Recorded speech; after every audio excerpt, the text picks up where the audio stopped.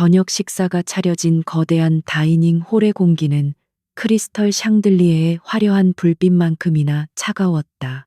천무그룹 채씨 가문의 저녁 시간은 언제나 그랬듯 음식의 온기마저 빼앗아가는 무거운 침묵 속에서 시작되었다. 윤서연은 조심스럽게 움직이며 시어머니인 박 회장의 빈잔에 물을 채웠다. 그녀의 손길에는 조금의 떨림도 없었지만 등 뒤로 꽂히는 날카로운 시선은 익숙해지지 않는 고통이었다. 박 회장은 냅킨으로 입가를 우아하게 닦으며 나지막이 말했다. 새로 들인 난초가 벌써 시들기 시작하더구나. 집안에 생기가 없으니 저런 미물조차 기운을 잃는 것이겠지. 그 말은 누구를 향한 것인지 명확했다. 서연은 고개를 숙인 채 대답하지 않았다. 이 집에서 그녀의 의견은 존재하지 않았고 침묵만이 유일한 방패이자 생존 방식이었다. 그녀의 남편 최민주는 그런 어머니의 말을 못 들은 척하며 스테이크를 잘랐다. 그는 언제나 그랬다. 아내와 어머니 사이의 팽팽한 긴장 속에서 그는 투명 인간이 되기를 선택했다. 가끔 서연은 그의 무관심이 시어머니의 경멸보다 더 날카롭게 심장을 찌른다고 생각했다. 사랑이라고 믿었던 감정은 결혼과 동시에 재가 되어 흩어진 지 오래였다. 식탁의 반대편에 앉은 시아주버니 최민화는 흥미롭다는 듯이 이 모든 광경을 지켜보고 있었다. 그는 천무그룹의 유력한 후계자였고 약한 동생과 그의 그림자 같은 아내를 경멸했다. 민화는 와인잔을 들며 비꼬는 듯한 미소를 지었다. 어머니 작은 식물 하나에 너무 의미 부여하지 마십시오. 그저 물이 부족했거나 햇빛이 과했을 뿐이겠지요. 중요한 건 우리 천무의 다음 분기 실적입니다. 그의 말은 대화의 주제를 자연스럽게 사업으로 돌렸지만 서연은 그 안에 담긴 가시를 느꼈다. 물도 햇빛도 제대로 받지 못하는 존재. 그것이 바로 이 집안에서 자신의 위치였다. 한때 금융계를 꿈꾸던 명문대 수석 졸업생 윤서연은 이제 없었다. 오직 천무그룹의 이름에 먹칠하지 않도록 조용히 숨죽여야 하는 며느리만이 존재할 뿐이었다. 저녁 식사가 끝나고 모두가 각자의 공간으로 흩어진 후 서연은 홀로 남아 뒷정리를 시작했다. 하인들이 있었지만 박 회장은 며느리가 직접 솔선수범해야 한다며 굳이 그녀에게 이런 일을 시켰다. 서연은 묵묵히 접시를 닦으며 창밖을 보았다. 서울의 야경이 화려하게 펼쳐져 있었지만 그 어떤 불빛도 그녀의 마음을 비추지는 못했다.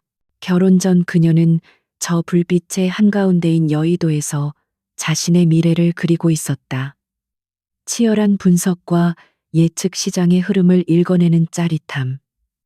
그것이 그녀의 심장을 뛰게 했다.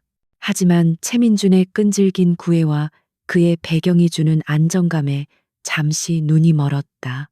사랑이라는 환상이 얼마나 허망한 신기루였는지 깨닫는 데는 그리 오랜 시간이 걸리지 않았다. 남편의 서재를 정리하는 것은 그녀의 마지막 일과였다. 민주는 일에 관해서는 꼼꼼했지만 사적인 공간은 늘 어지럽혔다. 서연은 흩어진 서류들을 정리하다가 무심코 켜져 있는 그의 노트북 화면을 보게 되었다. 평소라면 그냥 지나쳤겠지만 화면에 떠 있는 복잡한 재무제표가 그녀의 발목을 잡았다. 그것은 본능에 가까운 이끌림이었다. 그녀의 눈이 빠르게 숫자를 훑었다. 천무그룹의 자회사 중 하나인 천무건설의 분기 보고서였다. 표면적으로는 완벽해 보이는 숫자들의 배열. 하지만 서연의 날카로운 분석력은 그 안에서 미세한 불협화음을 감지했다. 자산 매각 대금의 흐름이 부자연스러웠고 특정 해외 법인으로 빠져나간 자금의 규모가 비정상적으로 컸다. 서연은 자신도 모르게 마우스를 잡았다. 몇 번의 클릭으로 연결된 파일을 열자 블루오션 인베스트라는 낯선 이름의 페이퍼 컴퍼니가 나타났다. 수백억에 달하는 자금이 그곳으로 흘러들어가고 있었다. 심장이 거세게 뛰기 시작했다. 이것은 단순한 회계 실수가 아니었다. 명백한 비자금 조성의 흔적이었다. 그녀가 한때 그토록 경멸했던 금융 범죄의 현장이었다. 그녀는 공포와 동시에 기묘한 흥분감을 느꼈다. 잊고 있던 자신의 재능이 자신의 본질이 되살아나는 기분이었다. 숫자는 거짓말을 하지 않았다. 그리고 이 숫자들이 가리키는 진실은 추악했다. 채씨 가문의 화려한 성이 실은 썩은 토대 위에 세워져 있다는 증거였다. 그녀는 이 사실을 어떻게 해야 할지 몰라 혼란스러웠다. 바로 그 순간이었다. 등 뒤에서 얼음처럼 차가운 목소리가 들려왔다. 지금 뭘 하고 있는 것이냐? 서연은 온몸이 굳은 채 천천히 고개를 돌렸다. 문 앞에 박 회장이 서 있었다. 그녀의 눈은 분노와 경멸로 이글거리고 있었다. 박 회장은 천천히 서연에게 다가와 노트북 화면을 쳐다보았다. 그녀의 표정이 순간 굳어졌지만 이내 더욱 차가운 분노로 바뀌었다. 박 회장의 손이 매섭게 날아와 서연의 뺨을 때렸다. 감히 천한 것이 어딜 넘봐 내년이 뭘 안다고 이딴 것을 들여다봐. 귀가 울리고 뺨이 화끈거렸다. 서연은 바닥에 주저앉았다. 박 회장은 그것으로도 분이 풀리지 않는지 서재 안에 물건들을 집어던지며 소리쳤다. 네가 우리 집안에 들어와서 되는 일이 하나도 없어. 기어코 이런 식으로 뒤통수를 쳐. 소란에 놀란 민준과 민환이 서재로 달려왔다. 민준은 넘어져 있는 서연과 분노에 찬 어머니를 보고 당황했다. 하지만 민환은 노트북 화면과 서연을 번갈아 보더니 상황을 즉시 파악했다. 그의 입가에 냉소가 걸렸다. 그는 어머니의 분노를 더욱 부채질했다. 어머니, 저 여자가 뭘 받는지 모르겠습니다. 회사 기밀을 빼돌리려는 스파이일지도 모릅니다. 민준이 서연을 일으키려 했지만 박 회장의 고함에 움찔하며 손을 거두었다. 민준이 너는 비켜. 저런 여자를 감싸고 돌 셈이냐. 당장 내 집에서 내쫓아. 박 회장의 명령은 절대적이었다.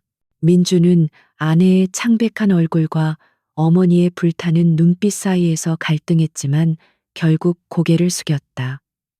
그의 침묵은 서연에게 사형 선고나 다름없었다. 서연은 아무 말도 하지 않았다. 아니, 할 수 없었다. 배신감과 절망감이 목구멍까지 차올라 숨을 쉴 수 없었. 그녀는 자신이 사랑했던 남자, 자신의 모든 것을 버리고 선택했던 그 남자가 결국 자신을 버리는 순간을 무력하게 지켜보았다. 그녀의 결혼 생활은, 그녀의 청춘은 이렇게 끝나는 것이었다. 경비원들에게 양팔이 붙들린 채 그녀는 자신이 살던 집에서 짐승처럼 끌려 나왔다. 입고 있던 실내복 그대로 신발도 제대로 신지 못한 맨발이었다. 거대한 철문이 등 뒤에서 굉음을 내며 닫혔다. 차가운 밤 공기가 맨살에와 닿았다. 서연은 그제야 자신이 쫓겨났다는 사실을 실감했다. 모든 것을 잃었다. 그녀는 한참 동안 닫힌 문을 망연자실하게 바라보았다. 눈물이 뺨을 타고 흘러내렸지만 소리내어 울지는 않았다. 그럴 힘조차 남아있지 않았다. 하지만 그 순간 뺨을 때렸던 모욕감과 남편의 비겁함, 그리고 그녀가 발견했던 추악한 진실이 뒤섞여 차가운 분노로 변하기 시작했다. 이것이 끝이 아니라고, 결코 이대로 끝나지 않을 것이라고 다짐했다. 서연은 천천히 몸을 돌렸다. 눈물로 흐려진 시야 너머로 도시의 불빛이 아른거렸다. 한때는 꿈을 앗아간 절망의 도시였지만 이제는 싸워야 할 전쟁터가 되었다. 그녀는 맨발의 고통을 느끼며 아스팔트 위를 걷기 시작했다. 그녀의 마음속에서 새로운 불꽃이 타오르기 시작했다. 그림자 속에서 흘리던 눈물은 이제 강철 같은 의지를 벼리는 담금질이 될 것이었다. 차가운 아스팔트가 맨발을 찔렀지만 윤서연은 고통을 느끼지 못했다. 육체의 감각은 마음의 혹한에 비하면 아무것도 아니었다. 그녀는 정처 없이 걸었다. 화려한 강남의 거리를 지나고 인적 드문 골목을 통과하며 그녀의 발걸음은 무의식적으로 한강의 다리를 향하고 있었다. 강물 위로 비치는 도시의 불빛들이 어지럽게 흔들렸다. 모든 것을 삼켜버릴 듯한 검은 강물은 유혹적이었다. 하지만 그녀는 다리 위에서 멈춰 서지 않았다. 대신 다리를 건넜다. 강 저편에서 거대한 빌딩들이 유령처럼 솟아 있었다. 대한민국의 심장, 돈과 권력의 정글 여의도였다. 그녀가 한때 동경하고 꿈을 키웠던 곳, 이제는 처참한 패배자가 되어 돌아온 그곳은 마치 거대한 묘비처럼 그녀를 압도했다. 그녀의 청춘과 꿈이 묻힌 곳이었다. 밤새 걸어 기진맥진한 그녀는 동이틀 무렵 여의도의 한 낡은 상가 건물 앞에 주저앉았다. 주변의 초고층 증권사 빌딩들과 어울리지 않는 낡고 작은 건물이었다. 허기와 탈진으로 눈앞이 흐려졌다. 그녀는 며칠을 굶은 사람처럼 보였다. 화려한 정장을 입고 바쁘게 출근하는 금융인들이 그녀를 벌레 보듯 쳐다보며 지나갔다. 어젯밤까지 자신도 저들 중 하나가 될 수 있다고 믿었는데 그녀는 자리에서 일어나려 했지만 다리에 힘이 풀려 다시 주저앉고 말았다. 바로 그때 낡은 건물의 문이 열리며 한 노인이 나왔다. 그는 허름한 개량 한복 차림이었지만 그 눈빛만은 예사롭지 않았다. 날카롭고 깊은 눈, 모든 것을 꿰뚫어 보는 듯한 그 눈빛이 서연에게 향했다. 그는 잠시 서연을 바라보더니 안으로 들어가 따뜻한 차 한 잔을 들고 나왔다. 노인은 아무 말 없이 그녀에게 찻잔을 건넸다. 서연은 잠시 망설였지만 손끝으로 전해지는 온기에 저항할 수 없었다. 그녀는 떨리는 손으로 찻잔을 받아들고 단숨에 마셨다. 따뜻한 기운이 온몸으로 퍼지자 그제야 얼어붙었던 눈물이 터져 나왔다. 그녀는 아이처럼 서럽게 울기 시작했다. 노인은 그저 조용히 그녀의 옆에 서서 기다려 주었다. 한참을 울어 감정이 조금 진정되자 서연은 고개를 들어 노인을 보았다. 감사합니다. 죄송합니다. 그녀의 목소리는 갈라져 있었다. 노인은 부드럽게 고개를 저었다. 인생이란 원래 그런 것이다. 가장 높은 곳에 올랐다고 생각할 때 가장 낮은 곳으로 떨어지기도 하지. 중요한 건 바닥을 쳤을 때 뭘 하느냐다. 계속 바닥에 머물 것인가 아니면 박차고 다시 솟아오를 것인가. 그의 말은 단순한 위로가 아니었다. 뼈가 있는 말이었다. 서연은 그의 눈을 똑바로 쳐다보았다. 낯이 익었다. 어디선가 본 적이 있는 얼굴이었다. 경제 잡지나 뉴스에서였을까. 그녀가 기억을 더듬는 사이 노인이 먼저 입을 열었다. 나는 강민혁이라고 한다. 사람들은 나를 여의도의 은둔자라고 부르더군. 강민혁. 그 이름을 듣는 순간 서연의 머릿속에 번개가 쳤다. 10년 전 혜성처럼 나타나 공격적인 투자로 시장을 뒤흔들었던 전설적인 인물. 그는 당시 신흥 강자였던 천무그룹과 경영권 분쟁을 벌이다가 처참하게 패배하고 시장에서 사라졌다. 채씨 가문 사람들은 그를 비웃으며 시대의 흐름을 읽지 못한 패배자라고 불렀다. 서연은 놀라움의 말을 잃었다. 어떻게 저를. 강민혁은 희미하게 웃었다. 윤서연 씨 전 천무그룹 며느리. 자네가 최민준과 결혼할 때 난 자네에 대해 조금 알아봤지. 대학을 수석으로 졸업하고 월가에서 스카우트 제의까지 받았던 인재가 모든 걸 포기하고 시집을 간다기에 무척 아깝다고 생각했었다. 그는 마치 모든 것을 알고 있다는 듯이 말했다. 어젯밤 채 회장 댁에서 큰 소란이 있었다더군. 자네는 맨몸으로 쫓겨났고 서연의 얼굴이 하얗게 질렸다. 이 사람은 어디까지 알고 있는 것일까? 강민혁은 그녀의 불안을 읽었는지 찻잔을 가리켰다. 일단 안으로 들어가지. 여기서 할 이야기는 아닌 것 같으니. 강민혁의 사무실은 낡은 건물 꼭대기에 있었다. 사무실이라고 하기엔 서재에 가까웠다. 사방의 벽이 낡은 경제 서적과 투자 보고서들로 가득 차 있었다. 그는 서연에게 자리를 권하고는 본론으로 들어갔다. 천무그룹이 나에게서 모든 것을 빼앗아갔지. 내 회사, 내 명예, 그리고 내 사람들을. 나는 지난 10년간 칼을 갈며 기다렸다. 복수할 날을. 그의 목소리는 차분했지만 그 안에는 지워지지 않는 분노가 담겨 있었다. 나는 그들을 무너뜨릴 무기를 찾고 있었다. 외부에서의 공격은 한계가 있지. 내부를 정확히 아는 사람이 필요했다. 바로 자네 같은 사람 말이야. 서연은 그의 제안에 심장이 차갑게 식는 것을 느꼈다. 자신을 복수의 도구로 이용하려는 것인가? 그녀는 고개를 저었다. 저는 아무것도 가진 게 없습니다. 힘도 돈도 없습니다. 강민혁은 고개를 끄덕였다. 지금은 그렇겠. 하지만 자네에겐 돈보다 더 중요한 것이 있어. 그들의 속내를 아는 경험, 그리고 숫자의 흐름을 읽는 재능, 그리고 무엇보다 그들에게 복수해야 할 이유가 있지 않은가.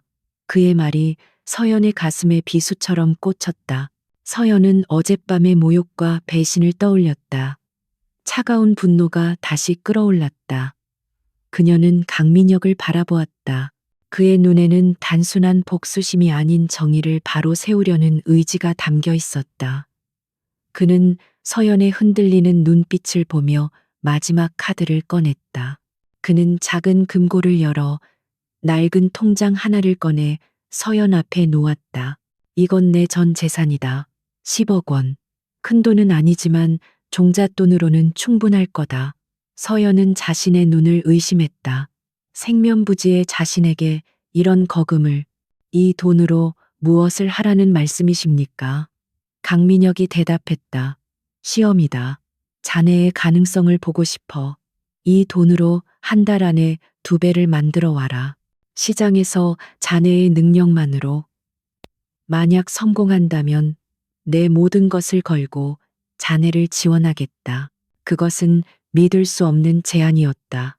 단순한 자선이 아닌 그녀의 가치를 증명하라는 혹독한 시험. 실패하면 모든 것이 끝이었다.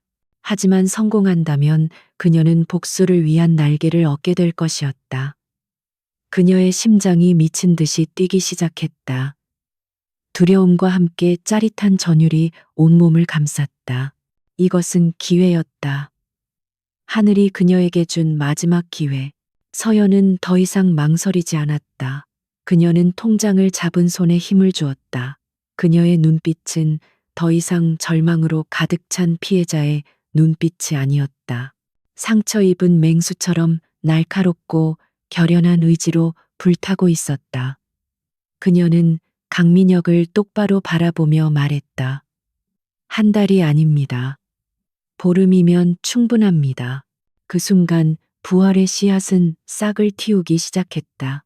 윤서연은 강민혁에게 받은 10억 원으로 여의도 한 구석 낡은 오피스텔에 작은 사무실을 얻었다. 화려한 증권사들이 즐비한 대로변이 아닌 마치 시간의 흐름을 잊은 듯한 뒷골목이었다.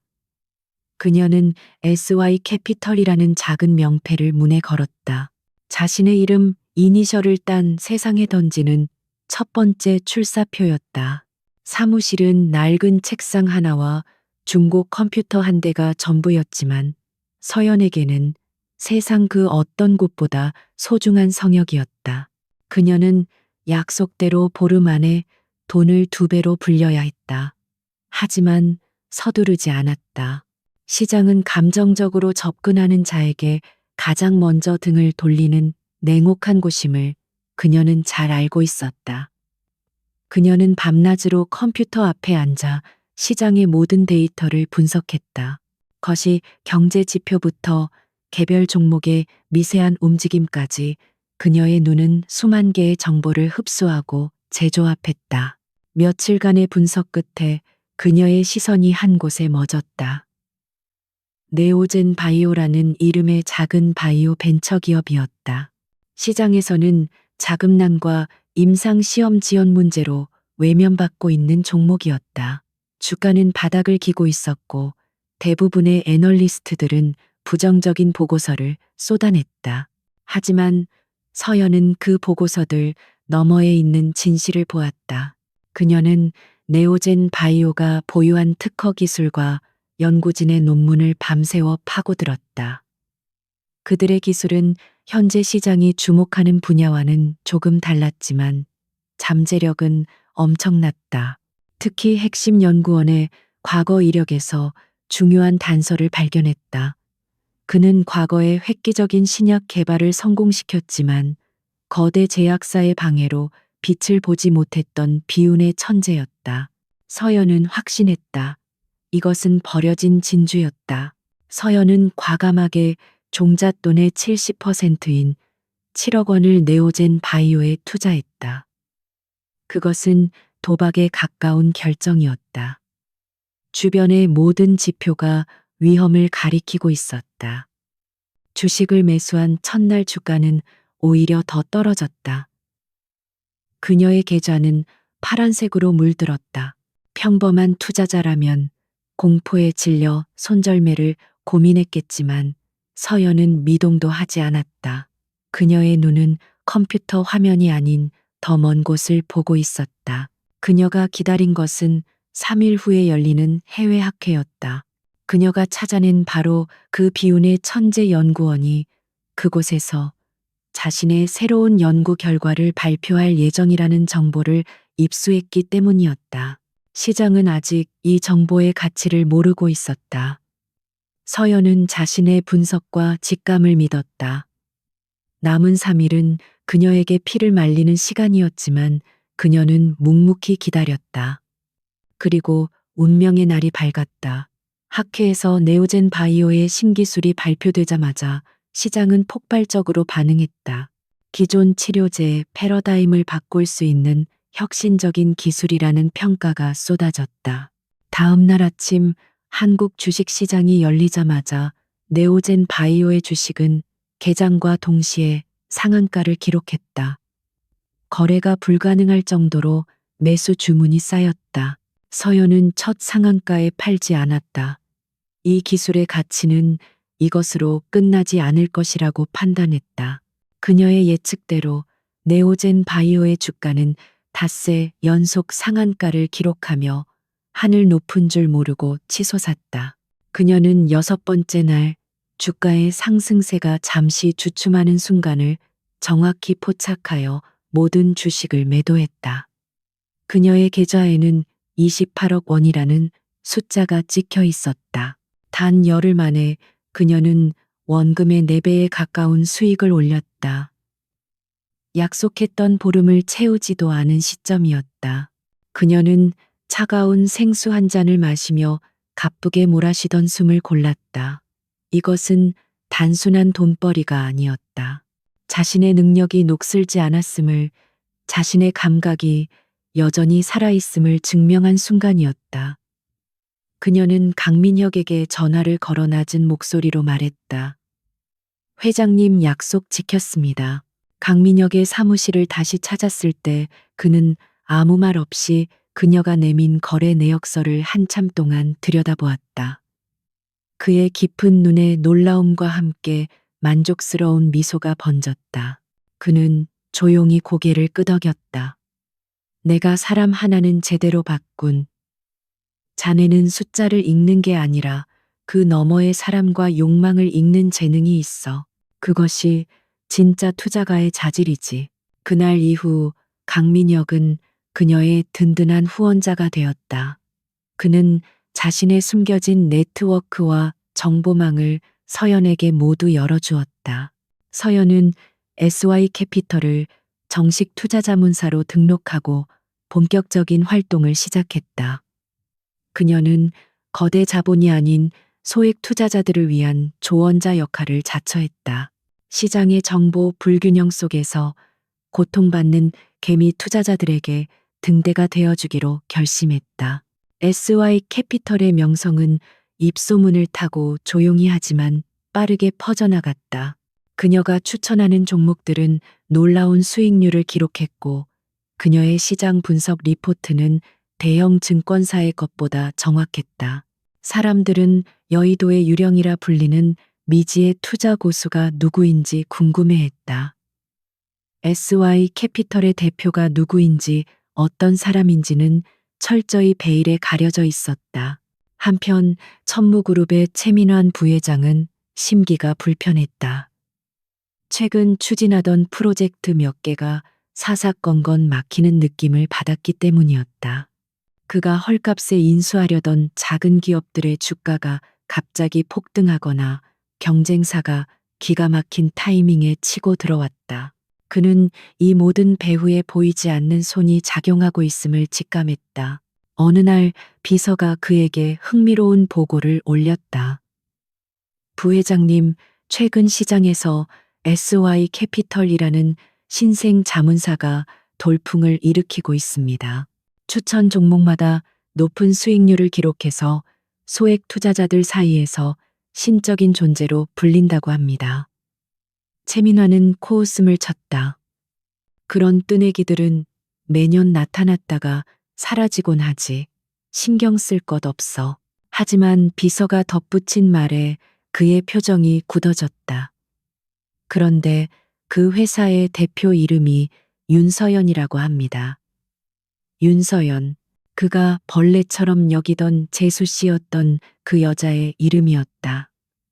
최민화는 잠시 생각에 잠겼다가 이내 폭소를 터뜨렸다. 그 여자가 집구석에서 살림이나 하던 여자가 투자를 아마 누구 이름 빌려서 장난치는 거겠지. 아니면 우리한테 돈이라도 뜯어내려고 관심 끌려는 수작이거나. 그는 보고서를 구겨 쓰레기통에 던져버렸다. 2번 다시 그 이름 내 앞에서 꺼내지 마. 시간 낭비니까. 그의 어머니 박 회장에게도 이 사실이 보고되었지만 그녀의 반응은 더 냉담했다. 그 천한 것이 어딜 감히 여의도에 발을 들여놔 쥐뿔도 없는 게 설쳐봤자지. 곧 제 발로 기어와서 잘못했다고 빌 날이 올 것이다. 그들은 윤서연을 완전히 잊고 있었다. 그녀가 어떤 칼을 갈고 있는지, 그 칼날이 어디를 향하고 있는지 상상조차 하지 못한 채 SY 캐피털은 더 이상 윤서연 혼자만의 공간이 아니었다. 그녀는 자신과 비슷한 상처와 열정을 가진 인재들을 알아보는 눈이 있었다. 증권사의 부조리에 환멸을 느끼고 사표를 던진 젊은 분석가 김민중과 대기업의 유리천장에 가로막혀 능력을 펼치지 못했던 데이터 전문가 이수진이 그녀의 첫 번째 동료가 되었다. 셋이 모인 사무실은 비좁았지만 그 안에서 오가는 데이터와 분석은 여의도 그 어떤 대형 증권사보다 뜨거웠다. 그들의 명성은 이제 단순한 족집게 수준을 넘어섰다.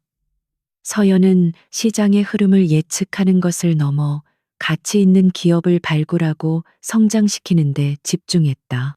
그녀의 투자 철학은 돈이 아닌 기업의 미래에 투자한다는 것이었고, 이 진심은 소액 투자자들의 마음을 움직였다. SY 캐피털은 작지만 강한 신뢰의 공동체로 성장하고 있었다. 그러던 어느 날 강민혁 회장이 서연을 조용히 불렀다. 그는 낡은 신문기사 하나를 그녀에게 내밀었다. 한성바이오 연이은 악재의 경영난 심화, 적대적 M&A, 위기. 한성바이오는 뛰어난 줄기세포 기술을 보유하고 있었지만 고질적인 자금 문제와 경영진의 미숙한 운영으로 위기에 처해 있었다. 그리고 그 위기의 배후에는 어김없이 천무그룹의 그림자가 어른거렸다. 강민혁이 설명했다. 최민환이 이 회사를 노리고 있네. 늘 쓰던 수법이지. 부정적인 루머를 퍼뜨려 주가를 떨어뜨리고 자금줄을 막아 회사를 고사시킨 뒤에 헐값에 집어삼키는 것. 한성바이오의 기술력은 진짜야. 만약 천무의 손에 넘어가면 기술만 빼먹고 껍데기는 버려지겠지. 수많은 연구원들의 피와 땀이 물거품이 되는 걸세. 서연은 기사를 읽는 내내 손끝이 차가워지는 것을 느꼈다. 과거 아무런 힘도 없이 거대한 권력 앞에 짓밟렸던 자신의 모습이 한성바이오의 처지와 겹쳐 보였다. 이것은 단순히 좋은 투자처를 찾는 것 이상의 문제였다. 그녀는 이것을 자신의 첫 번째 전쟁터로 삼기로 결심했다. 그녀는 더 이상 방관자나 피해자로 남지 않을 것이었다. 그녀는 팀원들을 모아 비상회의를 소집했다. 한성바이오의 모든 데이터를 스크린에 띄운 채 그녀는 단호하게 말했다. 우리는 한성바이오의 백기사가 될 겁니다. 백기사란 적대적 MA에 맞서 경영권을 방어해주는 우호적인 투자자를 의미한다. 김민중과 이수진의 얼굴에 긴장감이 감돌았다. 상대는 대한민국 재계 서열 10위권의 거대 기업 천무그룹이었다. 계란으로 바위치기였다. 하지만 서연의 눈빛은 흔들리지 않았다. 우리에겐 돈이 부족합니다. 정면으로 지분 경쟁을 벌이면 필패하겠죠. 그러니 우리는 그들의 방식을 역이용해야 합니다. 그녀의 전략은 대담하고 정교했다. 그녀는 SY 캐피털의 이름이 아닌 수십 개의 개인 투자조합과 차명 계좌를 통해 시장에서 조용히 한성바이오의 주식을 매집하기 시작했다. 천무그룹은 자신들의 계획에 취해 이 미세한 움직임을 전혀 눈치채지 못했다. 최민화는 한성바이오가 곧 백기를 들고 항복할 것이라 확신하며 느긋하게 와인을 즐기고 있었다. 그 사이 서영과 그녀의 팀은 전쟁처럼 움직였다. 그들은 밤을 새워가며 한성바이오의 소액 주주들에게 일일이 연락을 돌려 의결권을 위임받았다. 대의명분은 명확했다. 여러분의 소중한 재산을 거대 자본의 탐욕으로부터 지킵시다. 마침내 천무그룹이 한성바이오에 공식적으로 적대적 인수 제안서를 발송한 날 서연은 움직였다. 그녀는 직접 한성바이오의 경영진을 찾아갔다. 절망에 빠져 있던 한성바이오의 대표는 갑자기 나타난 젊은 여성을 경계했지만 그녀가 내민 자료를 보고는 입을 다물지 못했다. 서연의 보고서는 한성바이오의 잠재적 가치와 천무의 약탈적인 전략을 정확하게 분석하고 있었다. 서연은 제안했다. 저는 이 회사를 인수하러 온 것이 아닙니다. 지키러 왔습니다.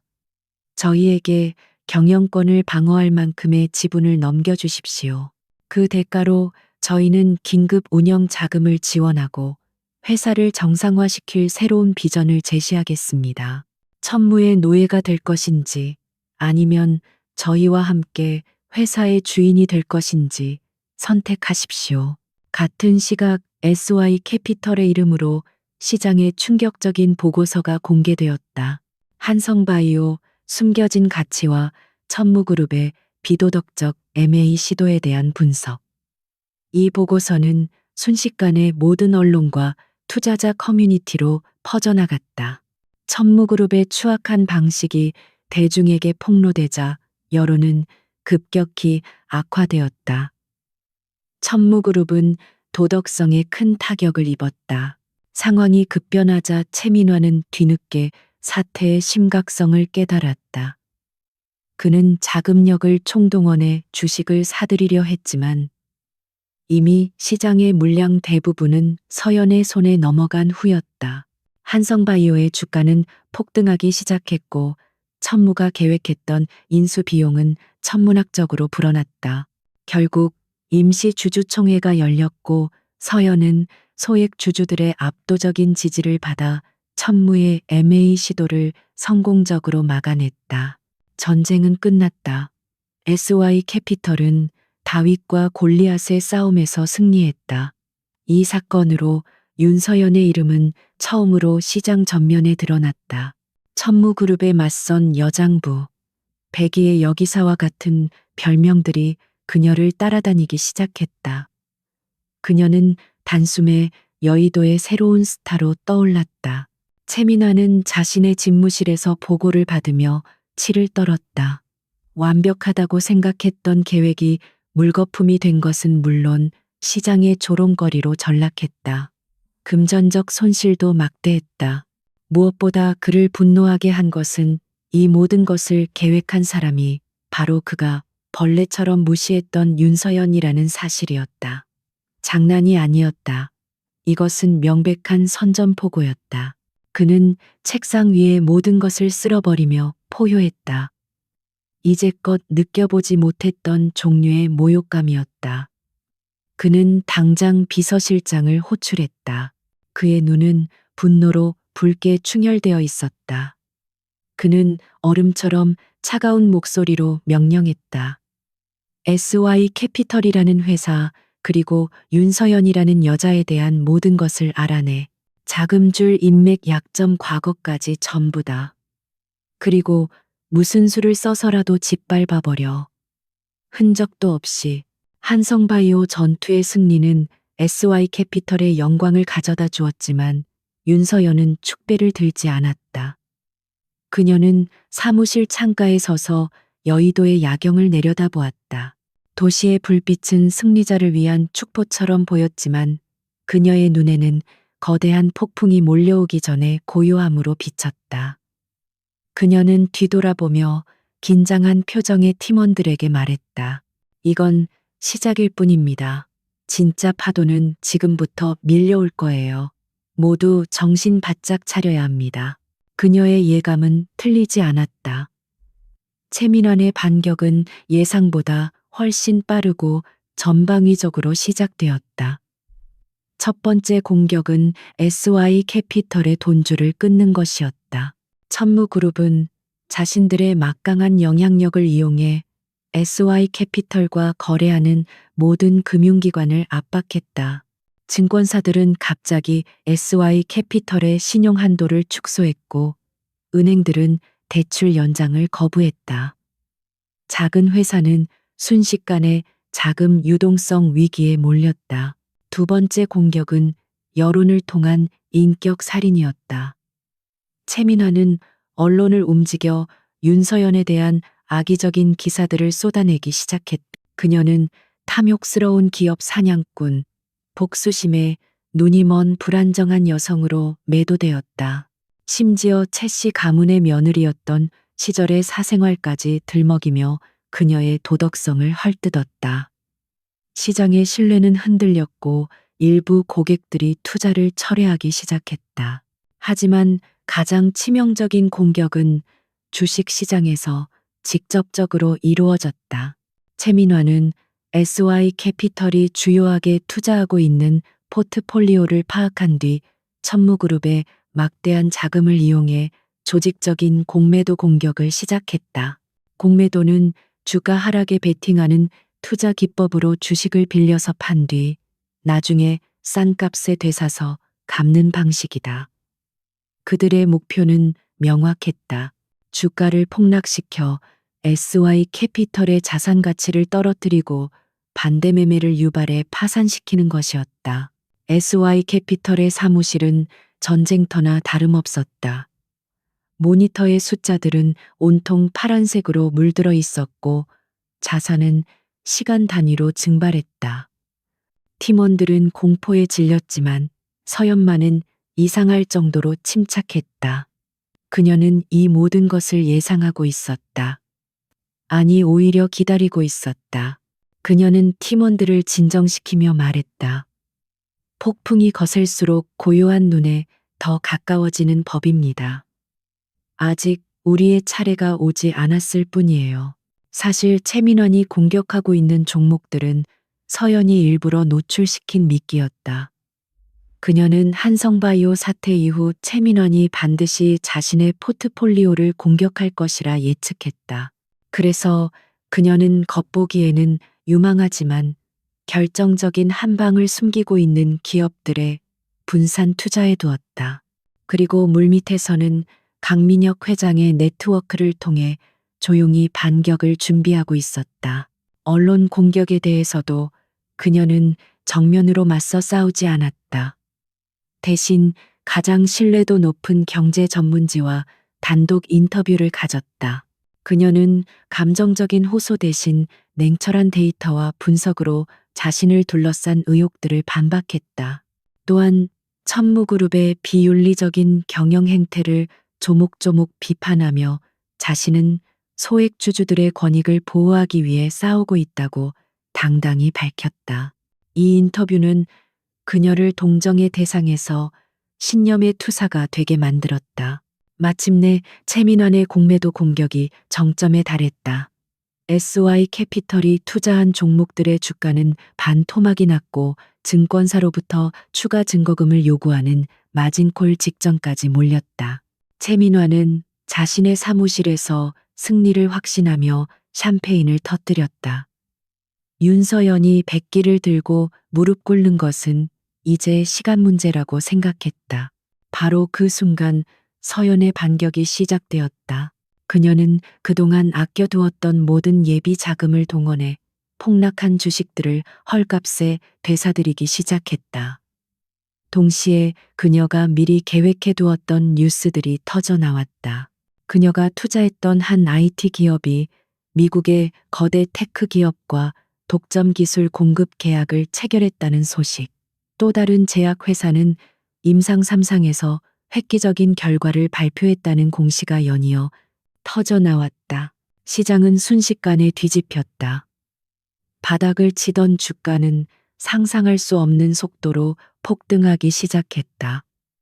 이제 공포에 질린 것은 최민원과 공매도 세력이었다. 주가가 오를수록 그들의 손실은 눈덩이처럼 불어났다. 손실을 줄이려면 주식을 사서 갚아야 했지만 시장에 매물이 없었다. 그들이 주식을 사려고 할수록 주가는 더욱 폭등하는 숏스퀴즈 현상이 발생했다. 최민원은 이성을 잃고 소리쳤다. 전부 사들여 얼마가 됐든 상관없어. 당장 포지션 청산해. 하지만 이미 늦었다. 천무그룹은 수천억 원의 손실을 입고 나서야 간신히 공매도 포지션에서 빠져나올 수 있었다. 그들이 빌려서 팔았던 주식을 몇 배나 비싼 가격에 울며 겨자 먹기로 되사준 셈이었다. 그 돈은 고스란히 윤서연의 주머니로 들어갔다. 첫 번째 폭풍이 지나갔다. SY 캐피털은 막대한 피해를 입는 대신 오히려 자산을 몇 배로 불리는 데 성공했다. 시장은 경악했다.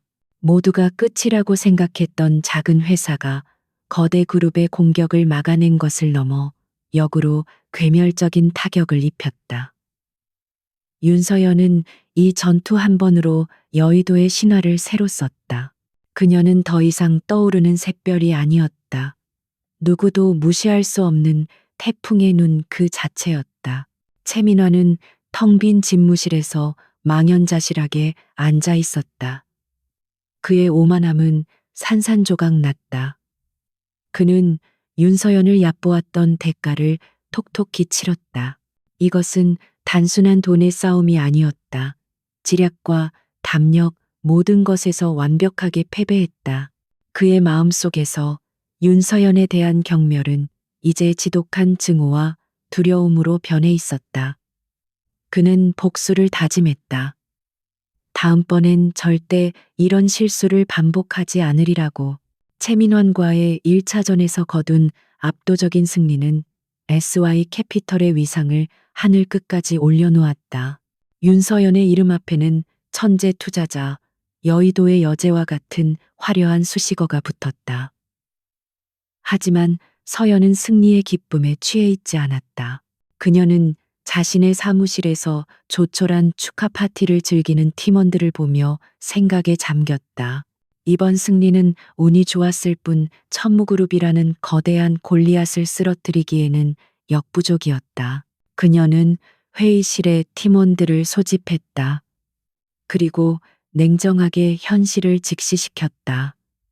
우리가 전투에서는 이겼지만 전쟁에서 이긴 것은 아닙니다.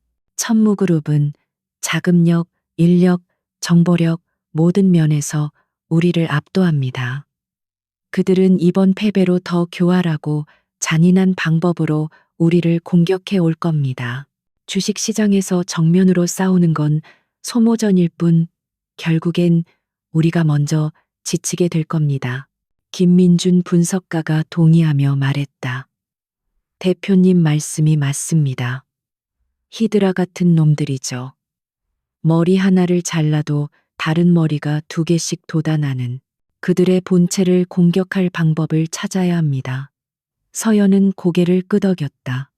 그녀의 머릿속에는 이미 그 본체에 대한 희미한 실마리가 있었다.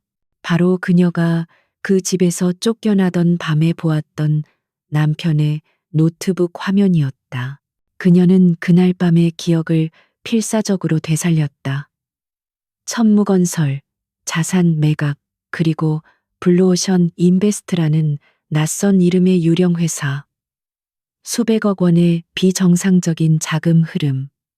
당시에는 그저 비자금 조성이라고만 어렴풋이 짐작했지만 이제 와서 돌이켜보니 그것은 거대한 빙산의 일각에 불과하다는 직감이 들었다.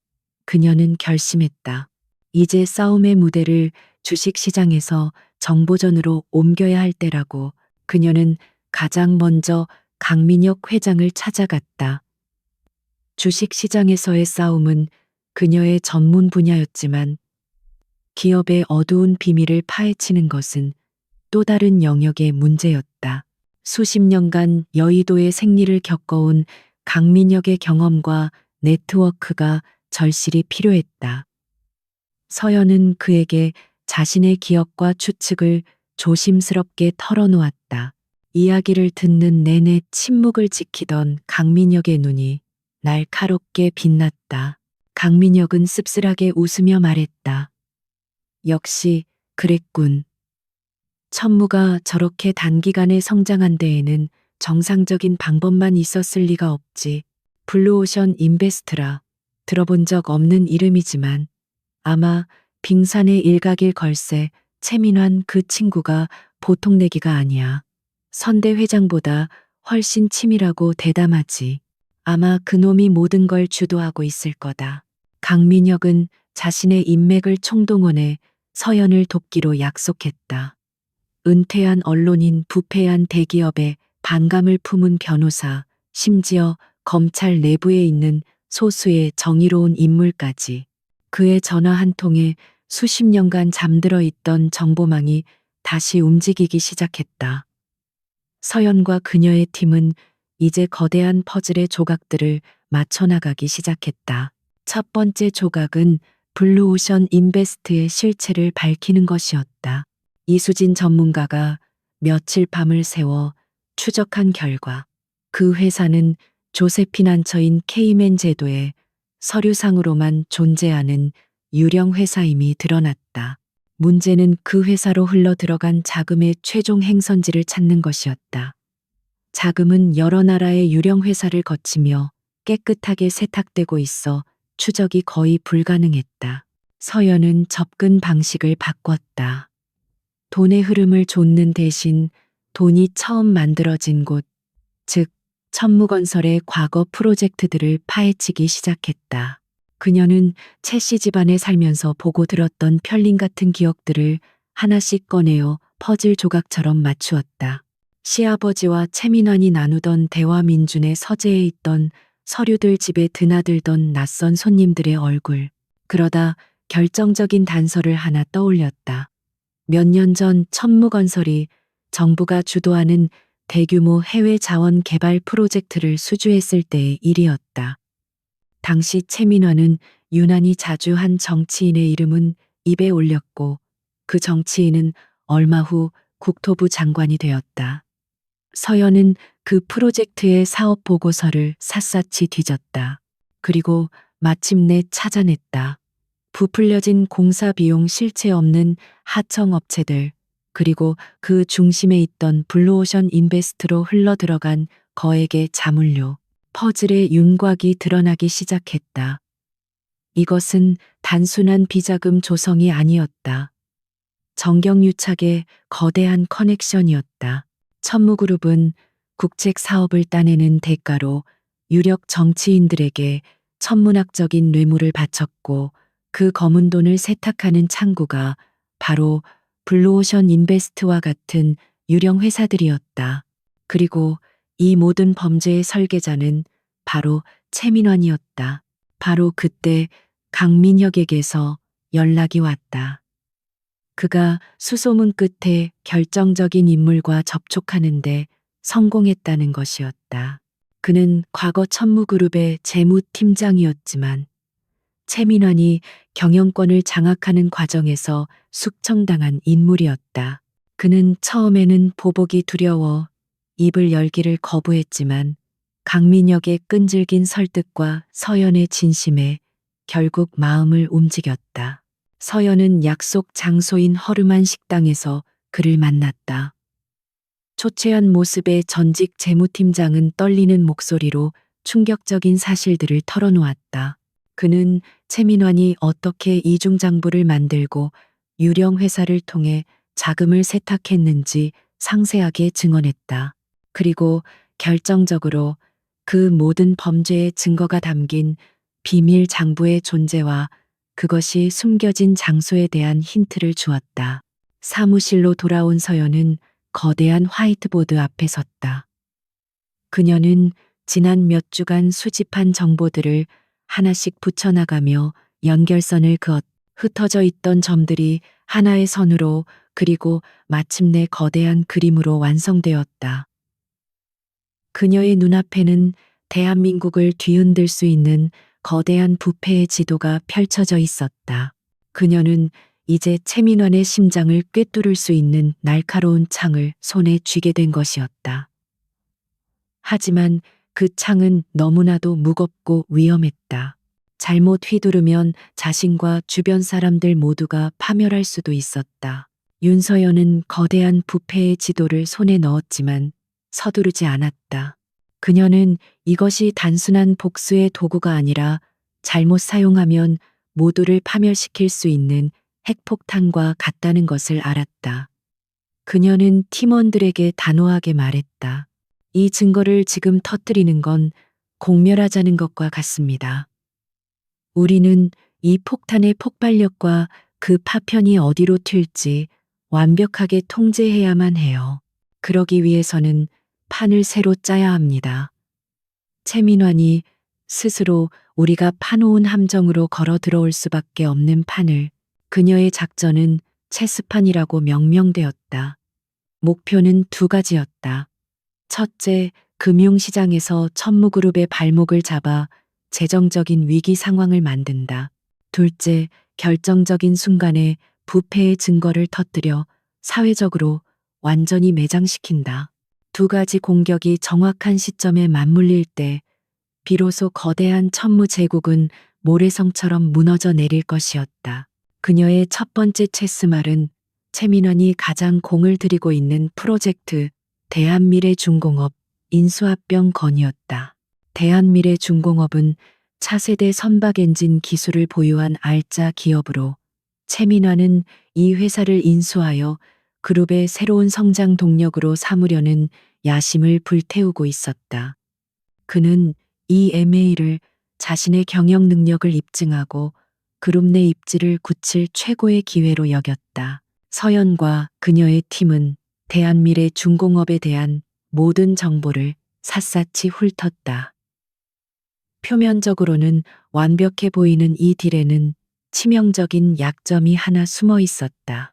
대한미래중공업의 핵심 기술이 사실은 유럽의 한 연구소와 공동 개발한 것이며 경영권이 변경될 경우 기술 사용에 대한 재협상이 필요하다는 독소 조항이 계약서에 포함되어 있었다. 최민환의 인수팀은 오만함에 빠져 이 조항의 위험성을 간과하고 있었다. 서연은 조용히 움직이기 시작했다. 그녀는 강민혁의 해외 네트워크를 통해 유럽의 연구소 측과 비밀리에 접촉했다. 그녀는 천무그룹의 약탈적인 기업 문화와 비도덕성을 상세히 설명하며 만약 천무그룹에 인수될 경우 그들의 소중한 기술이 어떻게 악용될 수 있는지 경고했다. 동시에 SY 캐피털이 기술의 가치를 존중하는 새로운 파트너가 될 수 있다는 가능성을 넌지시 비쳤다. 금융시장에서는 더욱 교묘한 체스 게임이 시작되었다. 서연은 최민환이 자신을 주시하고 있다는 것을 알고 있었다. 그래서 그녀는 일부러 그의 눈에 띌 만한 작은 투자들을 진행했다. 몇몇 투자에서는 일부러 작은 손실을 보기도 했다. 그녀가 한성바이오 사태 이후 무리하게 사업을 확장하다가 어려움을 겪고 있다는 식의 소문이 시장에 퍼져나갔다. 최민환은 이 소식을 보고받고 만족스러운 미소를 지었다. 그는 윤서연의 승리가 단지 운이었을 뿐이며 결국 여자의 깜냥은 그 정도가 한계라고 생각했다. 경계심을 완전히 푼 그는 더욱 자신만만하게 대한미래중공업 인수에 막대한 자금을 쏟아붓기 시작했다. 인수 가격을 높게 불러 경쟁자들을 모두 따돌렸고 언론에 연일 자신의 경영 비전을 떠벌렸다. 아무도 눈치채지 못하는 사이 서연의 진짜 체스 말들은 조용히 움직이고 있었다. 그녀는 대한미래중공업의 부품을 납품하는 작은 회사들의 주식을 대량으로 매입했다. 또한 대한미래중공업의 경쟁사이지만 심각한 자금난을 겪고 있던 다른 중공업 회사의 부실 채권을 헐값에 사들였다. 이 모든 움직임들은 서로 아무런 관련이 없어 보이는 지극히 평범한 투자 활동처럼 보였다. 시간이 흘러 마침내 대한미래중공업의 인수계약 최종 사인을 하루 앞둔 날이 되었다. 최민환은 축배를 들 준비를 하고 있었다. 천무그룹의 주가는 MA에 대한 기대로 연일 최고가를 경신하고 있었다. 여의도 전체가 그의 성공을 찬양하는 듯했다. 그는 자신의 승리를 의심하지 않았다. 같은 시각 SY 캐피털의 작은 사무실은 고요한 긴장감에 휩싸여 있었다. 화이트보드에는 복잡하게 얽힌 기업들의 관계도와 자금의 흐름이 거미줄처럼 그려져 있었다. 모든 것은 계획대로 진행되었다. 서연은 창밖에 마천루를 바라보았다. 저 거대한 빌딩의 꼭대기에서 자신을 비웃고 있을 최민환의 얼굴이 떠올랐다. 그녀는 조용히 뒤를 돌아 팀원들을 보았다. 모두의 얼굴에 비장함이 감돌았다. 그녀는 나지막하지만 단호한 목소리로 명령했다. 체크메이트를 준비하죠. 지금부터 2단계에 돌입합니다. 그 말이 떨어지기 무섭게 팀원들의 손가락이 키보드 위에서 분주하게 움직이기 시작했다. 흩어져 있던 모든 체스 말들이 이제 단 하나의 목표, 바로 왕을 향해 움직이기 시작했다. 판은 완벽하게 짜였다. 대한미래중공업 인수합병 조인식이 열리는 호텔 연회장은 수많은 언론사와 투자자들로 발 디딜 틈이 없었다. 단상 위 스포트라이트를 한 몸에 받고 있는 최민환은 자신감 넘치는 미소로 연설을 하고 있었다. 오늘 천무그룹은 대한미래중공업과 함께 새로운 역사를 시작합니다. 이것은 단순한 인수가 아니라 대한민국 제조업의 미래를 향한 위대한 도약이 될 것입니다. 박수갈채가 쏟아졌다. 최민환은 의기양양하게 펜을 들고 계약서에 서명하려 했다. 바로 그 순간이었다. 연회장 여기저기서 기자들의 휴대폰이 동시에 울리기 시작했다. 처음에는 작은 웅성거림이었지만 이내 걷잡을 수 없는 소란으로 번졌다. 무언가 거대한 사건이 터졌음을 직감한 기자들이 다급하게 노트북을 두드리기 시작했다. 첫 번째 속보는 유럽에서 날아왔다. 대한미래중공업의 핵심 기술을 보유한 유럽 연구소가 천무그룹의 비윤리적 경영 행태에 깊은 유감을 표하며 기술 이전 계약을 전면 재검토하겠다는 긴급 성명을 발표한 것이었다. MA의 가장 중요한 핵심 가치가 송두리째 흔들리는 순간이었다. 연회장의 공기가 순식간에 차갑게 얼어붙었다. 최민화는 당황했지만 애써 침착한 척하며 상황을 수습하려 했다. 사소한 오해가 있었던 것 같습니다. 저희 법무팀에서 즉시 그의 말이 채 끝나기도 전에 두 번째 충격이 시장을 강타했다. 대한미래중공업에 숨겨진 부실 채권자였던 경쟁사가 최종 부도를 선언한 것이었다. 이는 대한미래중공업에 막대한 잠재적 손실이 숨겨져 있었음을 의미했다. 혼란은 여기서 그치지 않았다. SY 캐피털이 미리 지분을 확보해 두었던 부품 납품업체들이 연이어 대한미래중공업과의 계약 파기를 선언했다. MA의 전제 조건들이 실시간으로 무너져 내리고 있었다. 화려해야 할 조인식은 순식간에 아수라장이 되었다. 최민화는 단상 위에서 굳은 채 아무 말도 하지 못했다. 자신이 거대한 함정에 빠졌음을 깨달았다. 그리고 마침내 결정타가 터졌다. 가장 신뢰받는 탐사보도 전문 매체를 통해 천무그룹 비자금 게이트라는 제목의 기사가 세상에 공개되었다. 기사에는 천무그룹이 유령 회사를 통해 수천억 원의 비자금을 조성하고 정관계 로비에 사용했다는 충격적인 내용이 담겨 있었다. 그리고 그 모든 범죄의 증거인 비밀 장부의 사본과 내부 고발자의 상세한 증언까지 첨부되어 있었다. 모든 증거는 단 한 사람 바로 최민환을 주범으로 지목하고 있었다. 더 이상 빠져나갈 구멍은 없었다. 천무그룹의 주가는 개장과 동시에 폭락하기 시작했고 순식간에 하한가로 추락했다. 대한민국 재계를 떠받치던 거대한 기둥 하나가 무너져 내리는 순간이었다. 최민환은 기자들의 질문 세례를 뚫고 짐승처럼 포효하며 연회장을 빠져나왔다. 천무그룹 본사 빌딩은 그야말로 지옥도였다. 압수수색을 나온 검찰 수사관들과 모든 것을 캐내려는 기자들로 로비는 마비 상태였다. 최민환은 비상계단을 통해 미친 듯이 회장실로 뛰어 올라갔다. 그곳에는 어머니 박 회장과 동생 민준이 망연자실한 표정으로 TV 뉴스를 보고 있었다. 화면 속에서는 자신들의 범죄가 속속들이 드러나고 있었다. 바로 그때 회장실 문이 조용히 열렸다. 그리고 그곳으로 윤서연이 들어섰다. 경호원이나 비서 중 누구도 그녀를 막지 못했다. 아니, 막을 생각조차 하지 못했다. 지금 이 건물의 진짜 주인은 바로 그녀인 것만 같았다. 그녀는 여전히 평소처럼 차분하고 단정한 모습이었다. 그 고요함이 최 씨 일가에게는 죽음의 선고처럼 느껴졌다. 박 회장이 먼저 이성을 잃고 소리쳤다. 내년이 감히 네가 우리를 배신해 우리가 걷어주고 먹여준 은혜도 있고.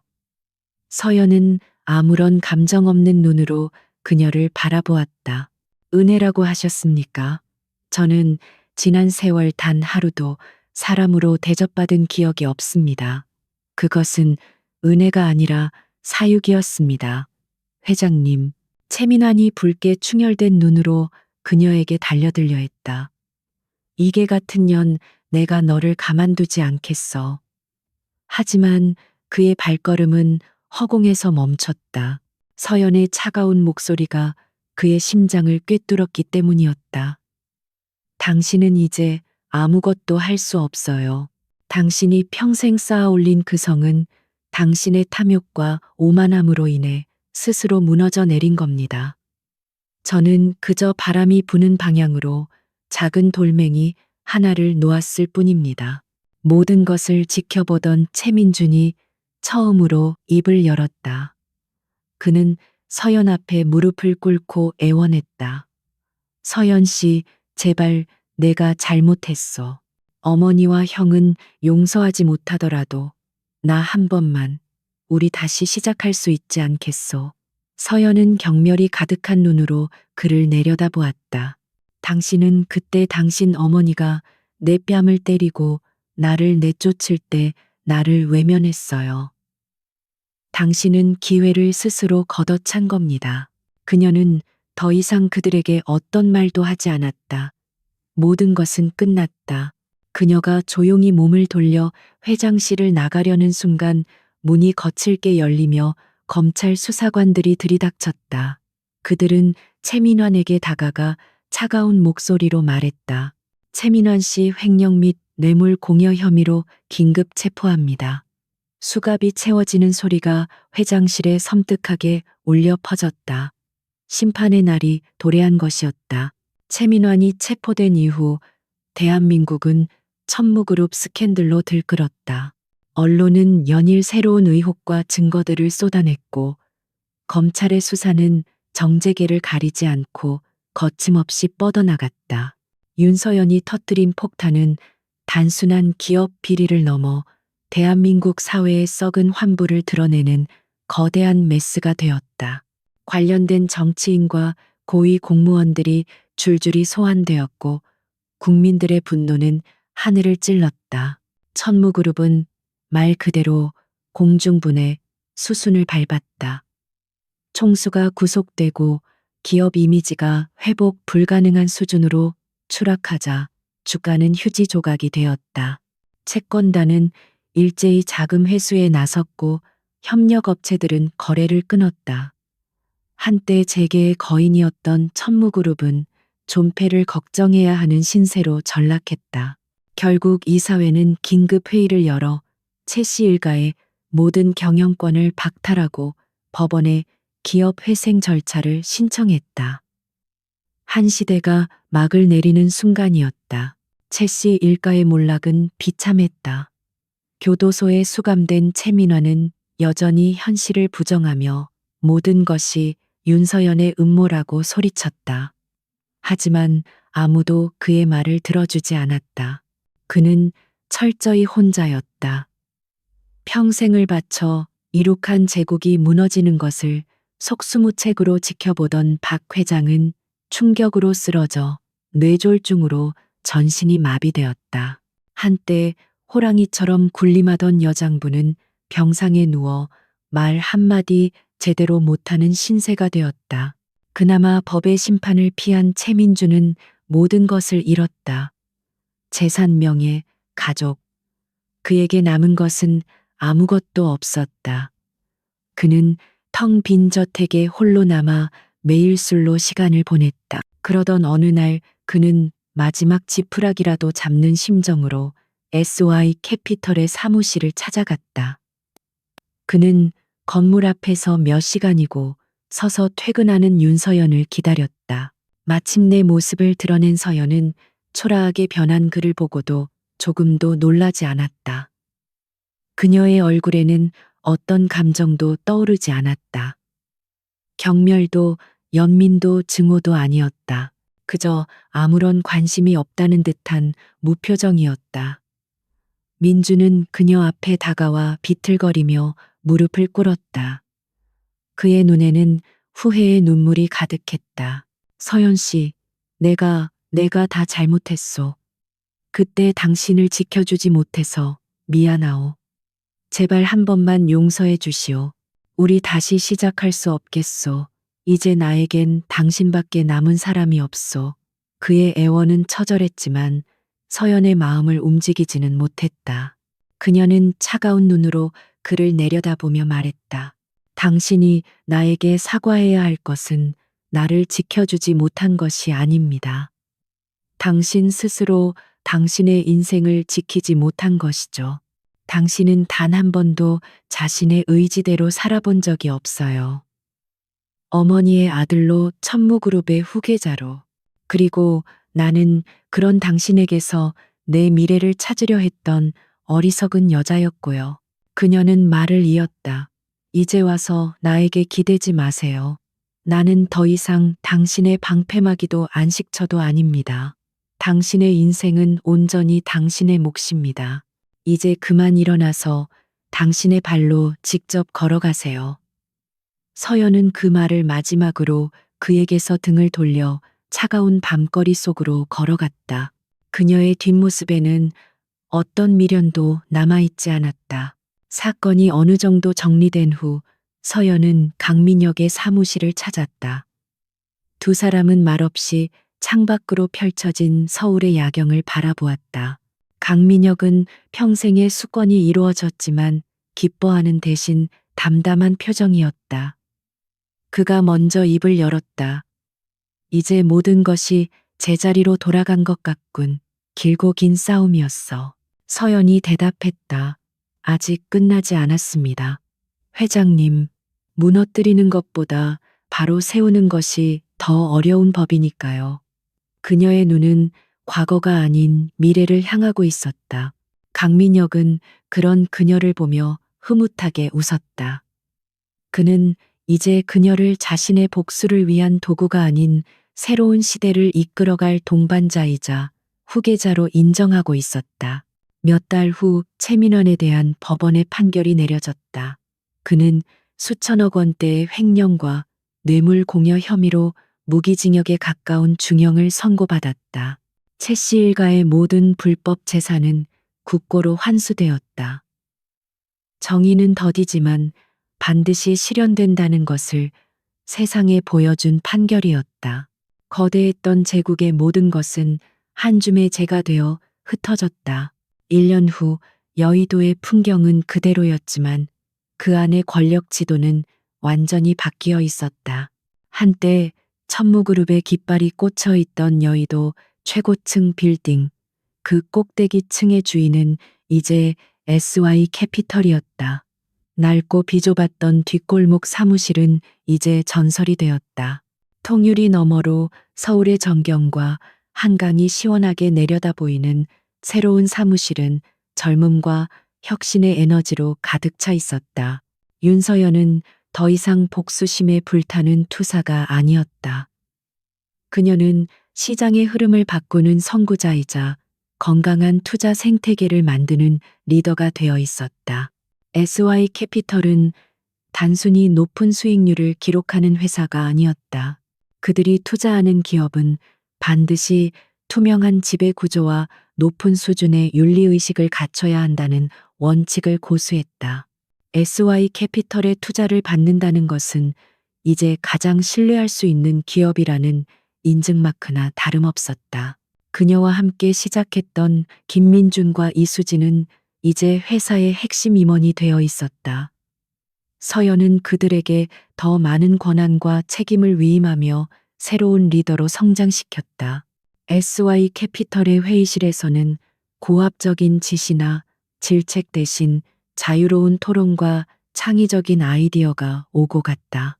그것은 과거 천무그룹의 폐쇄적이고 억압적인 문화와는 정반대의 풍경이었다.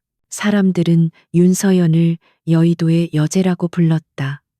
하지만 그 별명에는 과거의 폭군들과 같은 두려움이 아닌 존경과 경외심이 담겨 있었다. 그녀는 가끔 모교를 찾아가 학생들을 대상으로 강연을 했다.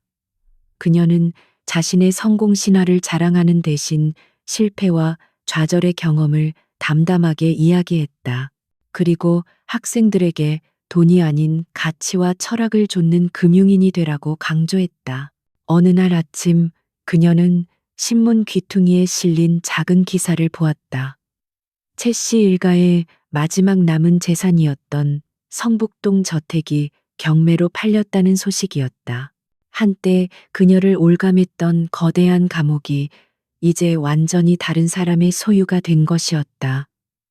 그녀는 아무런 감정의 동요 없이 신문을 넘겼다. 그들에게는 이제 어떤 분노도 연민도 남아있지 않았다. 그들은 그저 그녀의 인생에서 스쳐 지나간 과거의 한 페이지일 뿐이었다. 강민혁 회장은 공식적으로 은퇴하여 제주의 조용한 마을에서 낚시를 즐기고 있었다. 그는 자신의 모든 것을 서연에게 물려주었다. 그는 평생의 복수를 완성했지만 그것에 집착하지 않았다. 대신 그는 서연을 통해 더 나은 세상을 만드는 것으로 자신의 삶을 완성했다. 두 사람은 스승과 제자를 넘어 시대를 관통하는 동지가 되어 있었다. 그날 새벽 서연은 일찍 사무실에 나왔다. 거대한 도시가 아직 잠에서 깨어나지 않은 시간이었다. 그녀는 자신의 집무실 중앙에 서서 통유리창 너머를 바라보았다. 동쪽 하늘이 서서히 붉게 물들기 시작하며 여의도의 마천루들 사이로 장엄한 일출이 시작되고 있었다. 차가운 빌딩 수비로 따스한 빛이 퍼져나갔다. 그녀는 더 이상 과거의 그림자에 갇혀 있지 않았다. 그녀를 괴롭히던 모욕과 배신감은 이제 희미한 흉터로만 남아 있었다. 그녀는 복수를 위해 싸웠지만 결국 그녀를 구원한 것은 복수가 아닌 자기 자신에 대한 믿음과 새로운 세상을 만들겠다는 꿈이었다. 그녀는 잃어버렸던 자신의 이름을 되찾았을 뿐만 아니라 그 이름에 새로운 의미를 부여했다. 태양이 완전히 떠오르자 도시는 활기차게 깨어났다. 서연의 눈에는 더 이상 싸워야 할 적들이 보이지 않았다. 대신 그녀가 키워나가야 할 회사들, 그녀가 이끌어야 할 사람들, 그리고 그녀가 만들어가야 할 더 나은 미래가 보였다. 그녀의 입가에 잔잔한 미소가 떠올랐다. 여의도에 새로운 새벽이 밝아오고 있었다. 그리고 그 새벽의 중심에 그녀가 서 있었다.